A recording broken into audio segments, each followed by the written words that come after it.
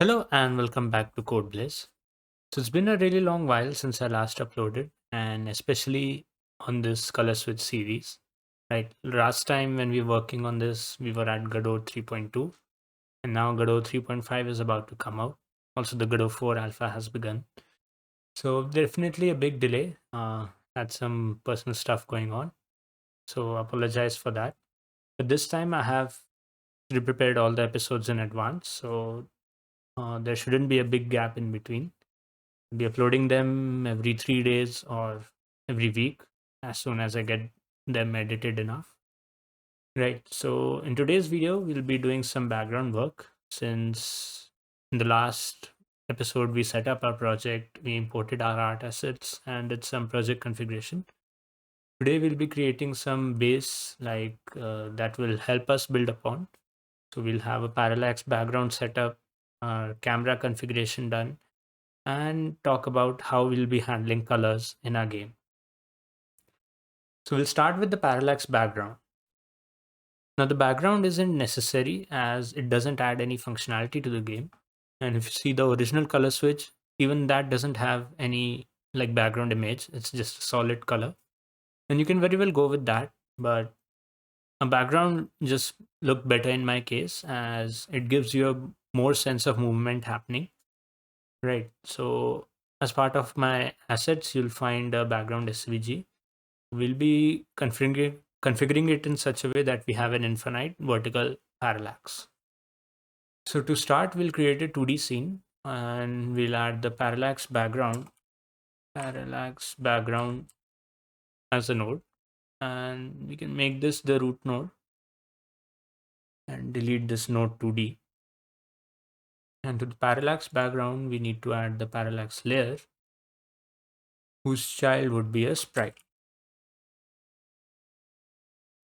Okay, so once we have this node structure defined, we can go ahead and assign our image to the background sprite, and you'll see we have it here.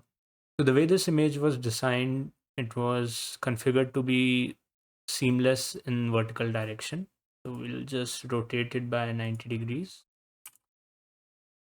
Okay. And to enable repeating, we just need to enable this region property and define the width and height. Now, since we are rotating by 90 degrees, our width and height are inverted. So the actual height we want would be defined in the width property and the width would be in the height. Now these values again depend upon your target resolution. So I'm targeting the portrait mode of a Android device. So my width would be 1920 and the width would be 1080 and the height would be 1920. Okay, so I'll define 1080 here as my width. You see I get the width here in a portrait orientation. And I want the height to be big enough so that parallaxing or the switching of images happen off screen and it is invisible. So just to be safe, I'll just do it 1920 times 4. So I get 7680. You can even go with a bigger value. It depends upon your actual target resolution, right? Now, to enable parallaxing, we go to the parallax layer, and here in the motion, we'll have to define the mirroring property in the height. So after every how many pixels we need the mirror to happen. Again, this would be 1920 times 4. And you see we get another value down below.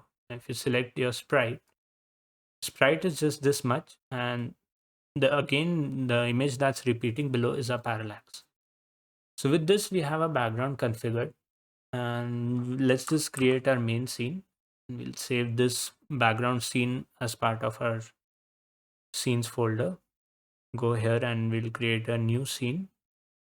I'll call it main. This will again be a 2D scene with the parallax as a child. So if we run the game right now, nothing will happen since we don't have any movement happening.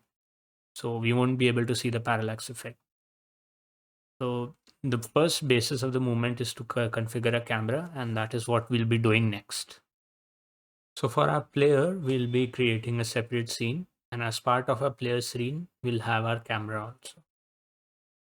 So again, in our scenes folder, we'll create a new scene called player. And as part of a root node, we'll be using a kinematic body 2D. So generally, if you're creating a player controller, you want to use kinematic body 2D so that you can deterministically define all the movement yourselves. Now, if you have a physics-based game, you can use a rigid body. And if you have a very simple movements, you can even use an area 2D. So in our case, area 2D would also be good enough since our movement is going to be pretty simple, just in one direction. But I like to have a kinematic body 2D if we extend to some more complex movements, right? We'll take kinematic body 2D as our root node. I'll rename this to player. And a kinematic body 2D needs a collision shape 2D to function. So we'll just add that. Add child node collision shape 2D. And we'll define a collision shape here. So our actual player will basically be a white circle. So we can use a new circle shape 2D. We'll define its extents later when we actually put our sprite in place, right? Next to the player, we'll add our camera 2D. And the camera 2D also requires some setup nodes. That would be an area 2D. I'll move it up also. So to this, we'll need to add a area 2D. And area 2D again needs a collision shape. So again, I'll add a collision shape here. Collision shape 2D. This can be a rectangle or a square, basically. We'll just take a new rectangle and we don't need to edit any values here. So back in our camera, we'll define our movement. First, we need to set it as our current camera. So this will be used for rendering. And we'll have a drag margin in the vertical direction. Right. We'll enable smoothing to have a gentler, gentler transition effects. And in editor, I'll enable draw drag margins. So once I enable this, I get this light blue rectangle. So anytime our player is inside this rectangle, the camera won't move. But as soon as our player moves outside this rectangle, the camera will start to follow it. Now, since we have a smoothing, it will be a little bit behind and not immediately follow it. Now in color switch, the actual movement happens in one direction only, that is towards the vertical up. So we don't need to care about lateral movement. And the camera always moves up. It never comes down. To achieve that, what we can do is in our drag margins, the bottom one, we can drag it all the way to 1. So that means if player is in this area, the camera won't move. And whenever we push up, the player will come out of this rectangle towards the upward direction and the camera will move up. And if the player falls below, the camera won't follow it. It will only start following after it goes out of screen. But as soon as player goes out of screen, it will be the game over condition for us. So with this, we have our camera configured, right? And we'll add some few nodes here to player also that will be used later, like the visibility notifier 2D. This node will tell us whenever the player leaves the screen. And finally, we'll need to add the sprite or the actual graphics that our player would be using. But before doing that, we need to do some more prep work. So let's just save this scene for now and get started on how we will be handling colors in our game. So there are multiple ways we can handle basically colors of a game. You see the art assets included. All of them are just white in color, right? And you would be wondering how we will actually get the colors in that we want, right? So we need the circle traps where each quarter has a different color. And our player object also, right? It changes colors as soon as we hit the switch pickup, right? So one way to handle this would be to create all the assets with all the colors possible in our whatever graphics application you're using, right? That definitely, I mean, the amount of assets would increase, but you won't need any coding logic required to handle them, right? Basically change the color at runtime. But then it limits us to the fixed colors that we defined in our assets. Like in future, if you want to introduce a theming system where you could change colors at runtime, you will need more assets, right? And it just becomes a hassle.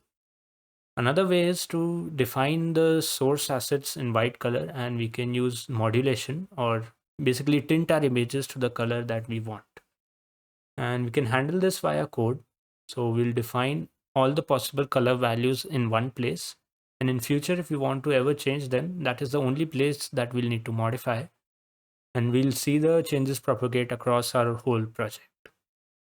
And that is the approach we are going to take. So we'll be creating a base, our custom node on top of the sprite node that will help us modulate the color property as we require it.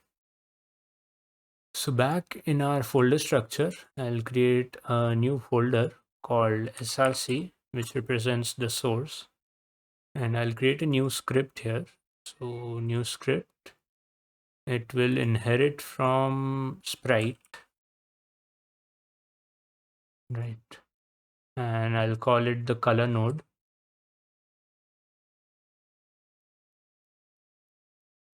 Okay. And I don't think we need any template. So we'll just take the empty one and I'll just create this. So let's go ahead and open it. I have VS Code configured as my external editor. You can use the inbuilt Godot editor also. So we have our color node here. So to make this class available in our node browser, we just need to give it a class name. So I'll just use the class name property and call it color node, right? And here is where we'll define our colors. So I'll just create a const colors, and this would be an array. So you can have as many colors you want, and you can have any value you want, right? So I'm going with these 4 predefined colors, and these are quite similar to what we have in the actual color switch game. But if you want to use your own values or even have more than 4 values, that is definitely possible. Again, I'll have these values down below in the description. Okay. Don't need the colon. Have that as a habit, and we'll use this this kind of assignment with you know what, I don't know what we call that symbol. I pretty much forgot. But if you use this kind of assignment, it infers type also, and we want our things to be typed. That makes it, you know, less errors to happen. Okay.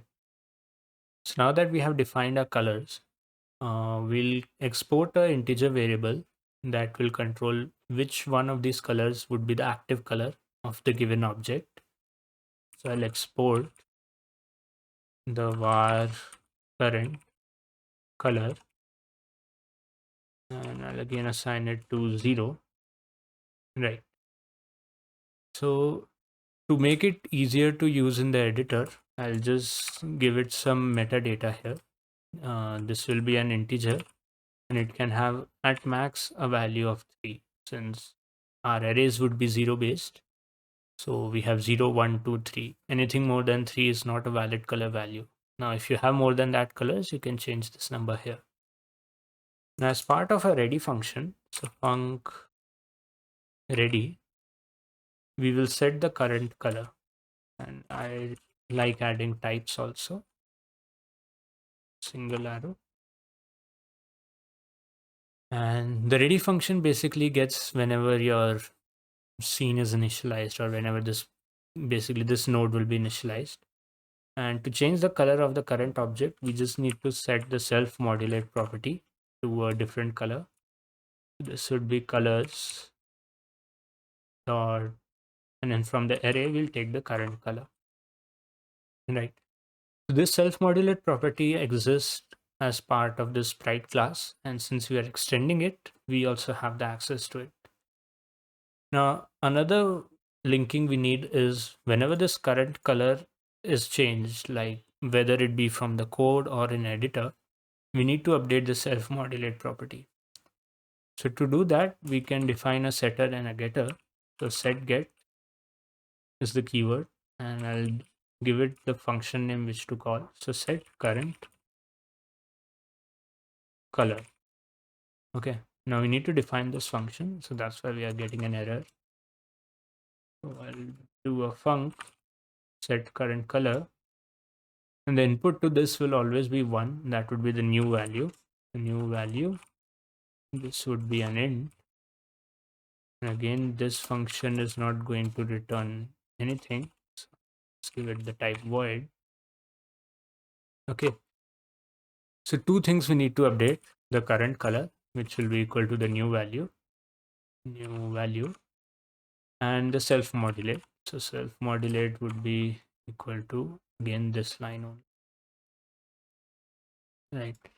So with this, anytime we set the current color, the modulation will also be updated.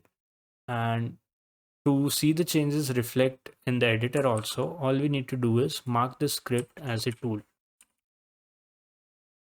So if any script you have marked it as a tool, it will run inside the editor also. But if you don't mark it as a tool, it will run only in the runtime or in the actual game. So with this, we have our color node defined and we can see it in action. So let's go back to our player scene. I'll create a new node here and just search for our color node. Okay, so since it's extended from sprite, we'll see it here. So let's create it. We'll move it up here. And you see we have a current color property and also a texture. Texture is where we'll define the source image. So that is just this circle. And we had a white circle and the current color is 0 and we see the light blue color appearing. Now if we change this color, we will be able to cycle to the different colors available in our game. But as you can see, we can't go above 3. So that is what is the limit we define. Right. Now, as at the start of the game, you can definitely randomize this value, and that is what we'll be doing ahead when we have more of the game logic built in. But for now, we have pretty much completed our player scene. I'll just look at this collision shape also once. So let's edit this. I think the radius is too small. How much would it be? 50? Yeah, 50 would be the correct radius. Since this is a 100 by 100 pixel circle, so 50 is the correct radius that will encompass the whole image. I can go above that and show you like 60. You see we are outside the image. So if you're using my source assets, just set the circle shape to be 50. Okay. So yeah, with this we have our player scene done, and that's going to be all for today's episode. So now if we play our game, nothing spectacular would be happening. First of all, we need to define the current scene. That should be the main scene. So let's go to the project settings, editor, run. This would be the main scene. Okay. Whenever we play the game, we want it to start from a main scene, and let's go to a main scene and we'll add the player scene also as a part of it. Oh, here we'll just come below here. It should be above the background. Yeah. Now if you play the game, nothing will happen since we don't have any movement defined and we don't even have gravity happening. So that is what we'll be doing in the next episode. But what we have right now is a strong base to build upon. We have a system through which we can control color of any property or any object we want. We have a parallax background setup that will give us some nice sense of movement happening. And we also have our camera movement setup. So all we need to do now is define a player movement and we can see some action happening in a game. So that is what we'll be doing in the next episode, defining a player movement and then build upon that. Thanks for watching. Please do leave a rating or if you have any other suggestions down below. Subscribe for the upcoming videos. And well, again, the subscription rule I forgot about, but unless I don't start uploading consistently, don't try to subscribe, right? I need that motivation. I need to be consistent with my channel. And as I had promised below, I won't be asking to subscribe unless I get consistent with my stuff. So thanks for watching. Bye.